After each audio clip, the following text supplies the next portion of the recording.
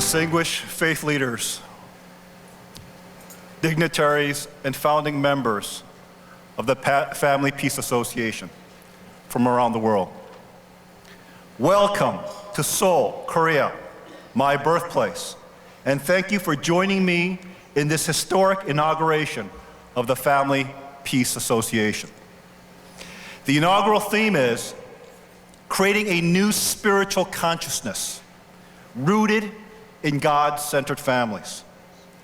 This theme encapsulates the aspirations of this new organization and offers a simple but profound solution to the vexing problems of our age.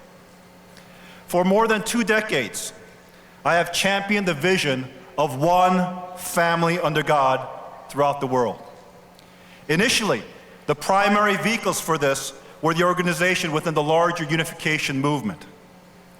Although these entities made some progress, they had inherent legacy, institutional, and operational limitations. In 2009, I created the Global Peace Foundation as a separate vehicle to carry forward this mission. And as many of you have witnessed, we have made tremendous strides in promoting this vision around the world. Yet, for real transformation, a new organization is needed to supplement the efforts of GPF and its stated mission. This entity, from the very beginning, has to have a spiritual orientation that could inspire a global grassroots movement for peace on every level. It has to be relevant, simple, meaningful to the individual, family, society, nation, and world. In addition, it has to be a membership organization that unites the human family across all the physical and perceived divides of our time. The Family Peace Association is that new vehicle.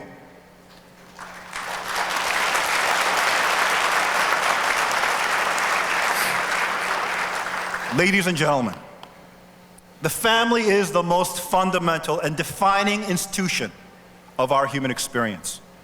It is a sacred institution where God's original vision of creation was meant to take root.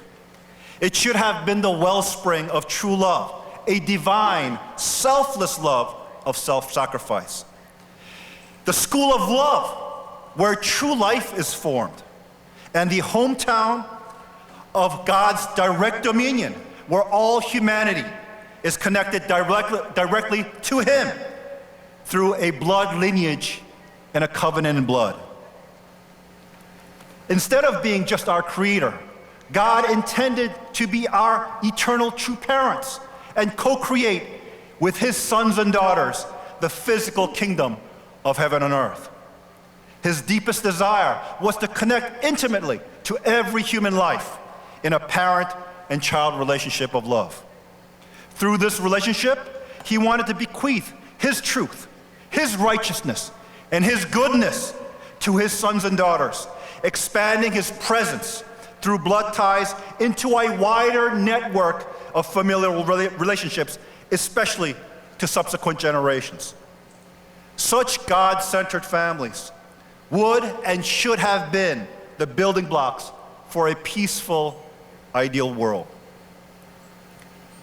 I'm sure all of you would agree that the closest foundational relationships we experience in our lives is within our families.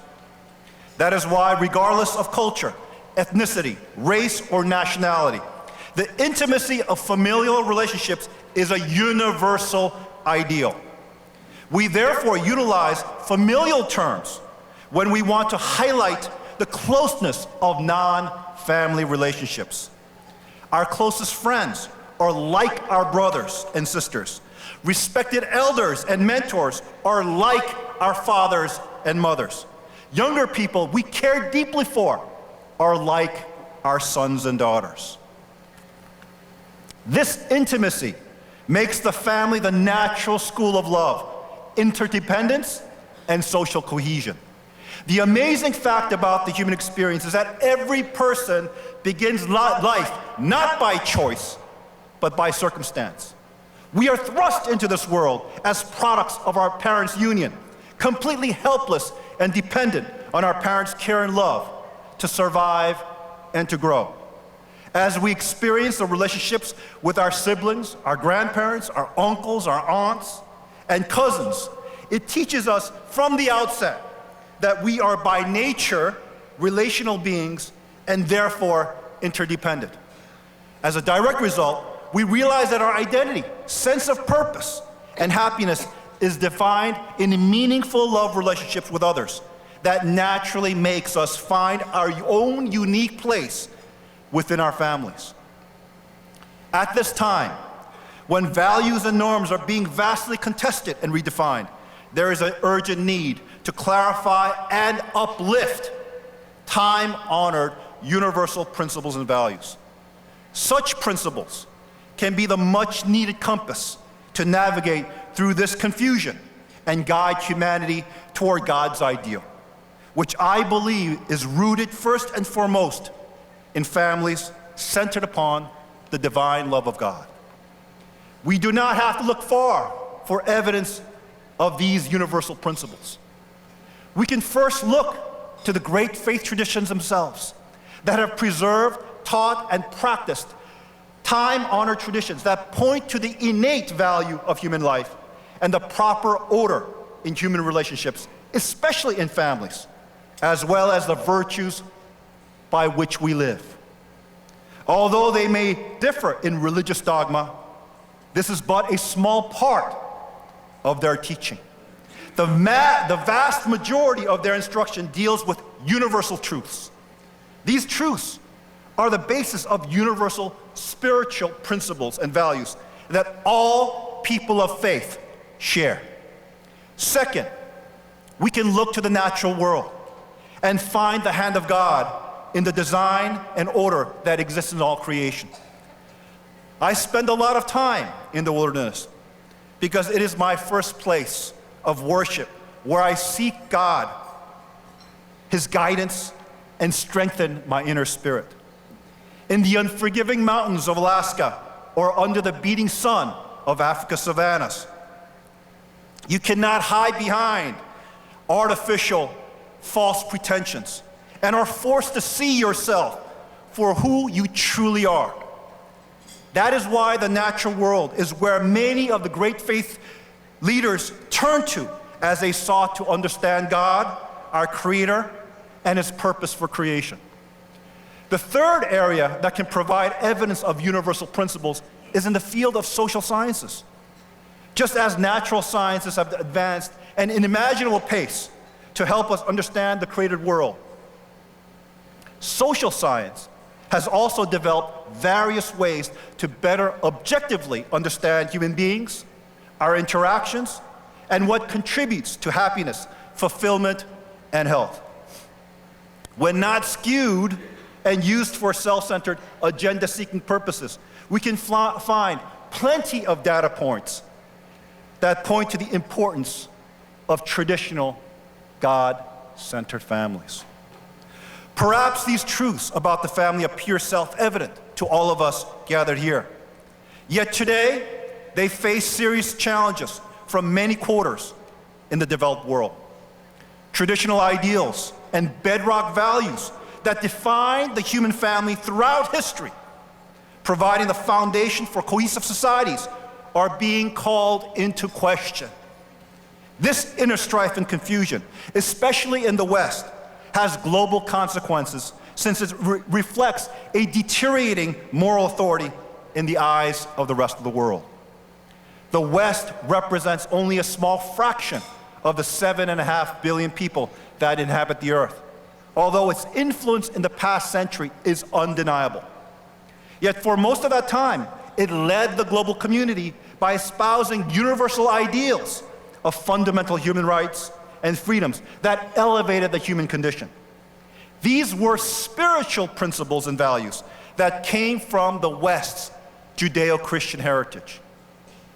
But with the rise of the secular progressive movements of the 1960s, many of those time-honored traditions have eroded in Western culture to the point where the very mentioning of God and faith in the public square is frowned upon. Yet, the developing world is largely made up of traditional and religious societies and cultures that reject many of the social experiments of the countercultural movement. The excesses of the West's materialistic and secular culture is offensive to most in these parts of the world. Although they seek the prosperity of the developed world, they do not want to adopt their modern values. As many experts on the subject of global war on terror acknowledge, Islamist terrorist groups are capitalizing on the growing consensus that the West has lost its way as a moral leader of this age. The nature of this global conflict, with its religious overtones, suggests a deeper issue of moral authority and spiritual leadership. Although the radicalization of Islam has to be dealt with within that faith community, the ideology of Islamic or religious terrorism will be defeated by an alternative spiritual ideology that can go beyond the confines of religious dogma and enlighten humanity on fundamental universal truths. The secular materialistic cultures of the developed world often place the greatest emphasis on immediate gratification instead of self-sacrifice, self-control, and enduring human relationships. These are the disturbing trends towards an egoistic hyper-individualism fueled by the advent of social media, coupled with the dehumanizing effect of the virtual world through the internet. Many are concerned with the societal effects from these technological advancements, since they seem to diminish human interaction and deep introspection, leaving many to wonder what the long-term impact of these trends will be. Most importantly, there seems to be a growing consensus that technology could solve all the global problems, fueling technologically driven utopian ideas that erode the fundamental meaning and essence of life, rooted in humanity's spiritual consciousness. Yet, this consciousness was a foundation of all the great awakenings throughout human history, where we reached new levels of enlightened understanding. From the Pax Mongolica of Eurasia to the Reformation and Enlightenment in Europe, the universal ideals of freedom, of religion, commerce, thought, and the importance of personal merit and talent were conceived, matured, and grew. They led to the formation of the United States, which championed fundamental human rights and freedoms, leading to the ideals that defined the West.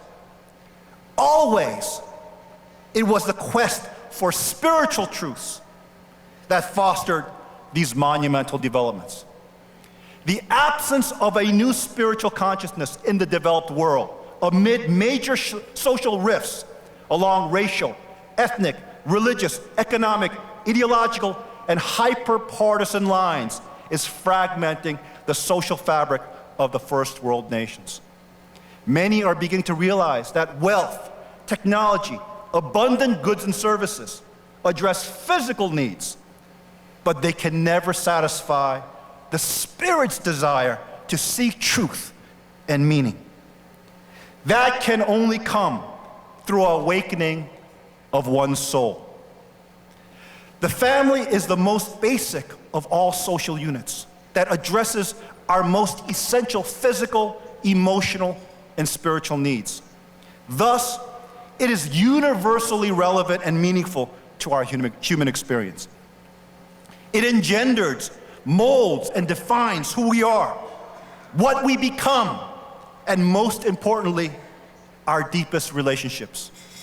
Therefore, it is the natural starting point for any meaningful transformation on the individual, family, societal, national, and worldwide levels. Since God is a source of all truth, righteousness, and goodness, His presence and blessings are essential ingredients in establishing families that reflect those ideals. Just as the ideals of fundamental human rights and freedoms are acknowledged to come from our Creator and not from any human institution. The perfection of the human condition can only come about when it is aligned to His purpose. True freedom and innate human value can only be realized when we recognize and live according to the dictates of the Spirit and our conscience. It is in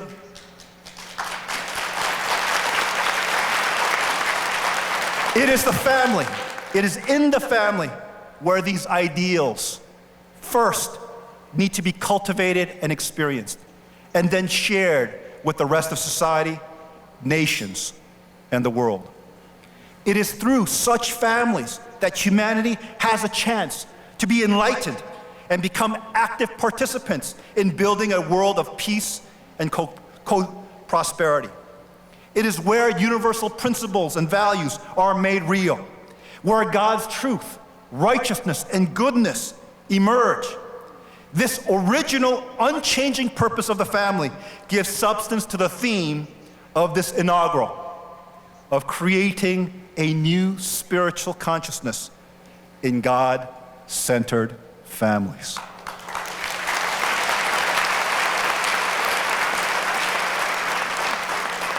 Ladies and gentlemen, today is a very meaningful day for me.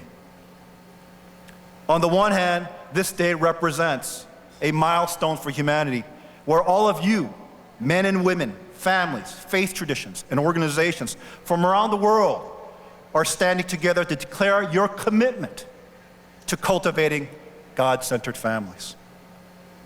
However, on the other hand, for me personally, this inauguration also expresses my commitment to continuing my father's lifelong work.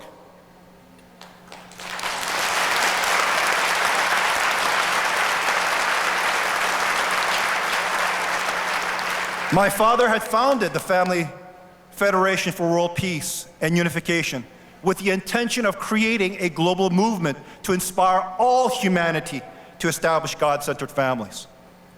During public addresses, he often opined, "What do you think God's ultimate purpose for creating human beings is? Simply put, it is to experience joy through relating with ideal families filled with true love, living as one family with God." I personally witnessed the difficulty my father faced as he sought to articulate this mission and bring it to life. His entire life was devoted to responding to God's call, to find a way for all humanity to live together in peace and happiness. His work was not merely for one people, one faith. It was for all humanity. He was often misunderstood by the wider public and sometimes exploited by his own supporters with their own self-serving agendas. Yet to the end, he remained steadfast in his commitment to God and to humanity. As his son and as one who shares in his aspirations, I'm committed to bringing our shared dream to fruition. In 1998, when I was appointed the International Vice President of the Family Federation for World Peace and Unification, I made a promise before heaven and all humanity.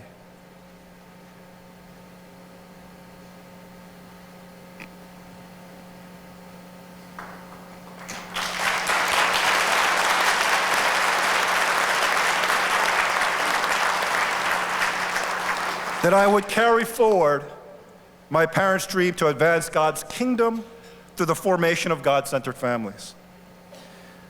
Although I can no longer work through the Family Federation for World Peace because it is not true to my father's original mission today, with the creation of the Family Peace Association, I am fulfilling that promise.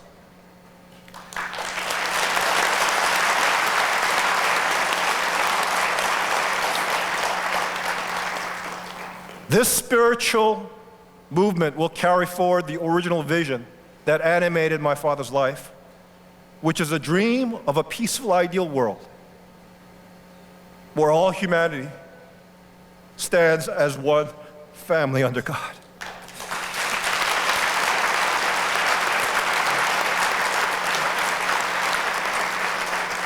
Today,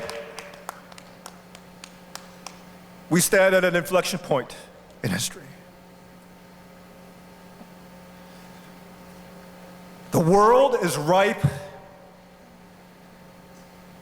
for the next great awakening of our collective human consciousness.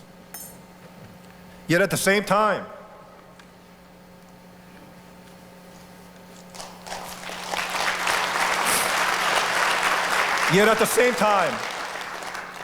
the family, which should be a divine institution, is being undermined before our very eyes by the many disruptive forces at work within modern culture, dissolving the bonds of friendship and love in our societies. In its wake, purely human institutions, let they be secular or religious, are taking its place, exacerbating the already existing divides within humanity. The role of God-centered families is central to all positive human development, since it brings back the divinity in that sacred institution and aligns it to the original purpose of creation. Without such families, humanity will not have the moral clarity and conviction to take on the challenges of this age and build a brighter future for our children and our grandchildren.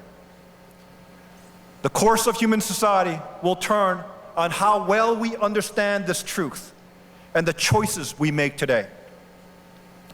At a time when humanity is growing more fragmented as a result of religious, racial, cultural, and economic tensions, we need to find common cause and work towards a world where every person is valued as a son and daughter of God.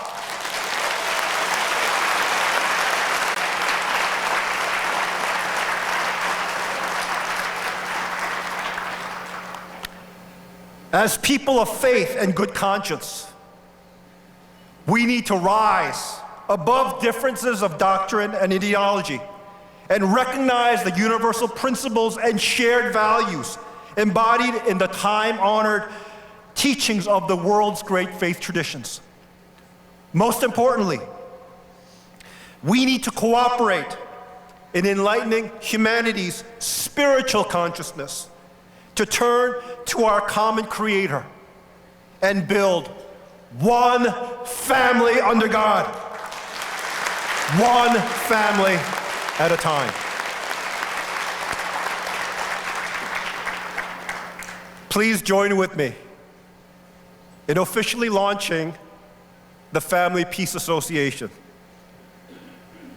Let us work to usher in an era of peace by creating families where God will be pleased to dwell and through which His light and peace can spread throughout the world. May God bless you, your families. Thank you very much. 대단히 감사합니다.